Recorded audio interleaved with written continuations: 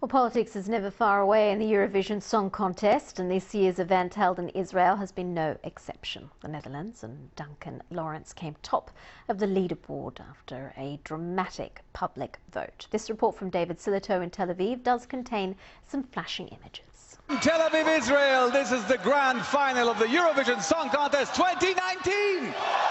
It was from the beginning trademark Eurovision.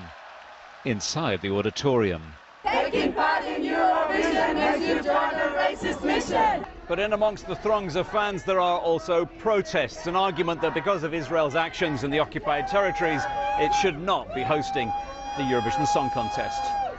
I think the world should not allow Israel to host events like this, because having events like the Eurovision here is masking away the reality of the occupation. And the heavy security a reminder of the Israel that wasn't on show. And in Jerusalem, there were chaotic scenes. A police charge against religious protesters. They were objecting to Eurovision taking place on the Jewish Sabbath. But inside the event, there had been fears of protest, but all passed off peacefully.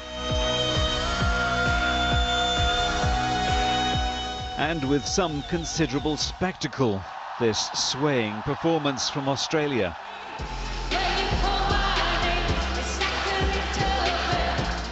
The interval act Madonna, who had faced some criticism for playing Israel, but there were some doubts about whether this was a 12 points performance. The thing that brings all of these people here tonight is music. So let's never underestimate the power of music to bring people together.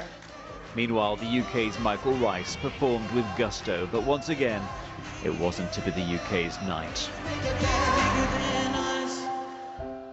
Instead, the winner, the Netherlands.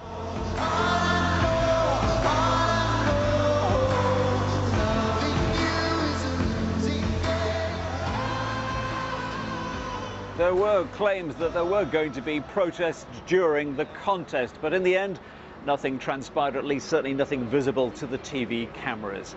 The Icelandic band Heartery, they had qualms about playing in Tel Aviv, and when the camera did cut to them, there was a brief glimpse of a Palestinian flag on a scarf. But when it comes to protest, that was all we had. However, when it comes to the music, a good night for the bookies. The Netherlands was always the odds-on favourite to win tonight, and it proved to be. The UK, well, once again, another disappointing night at the Eurovision Song Contest. A disappointed David Silito at the Eurovision Song Contest. Would you stay with us on BBC News? Still to come.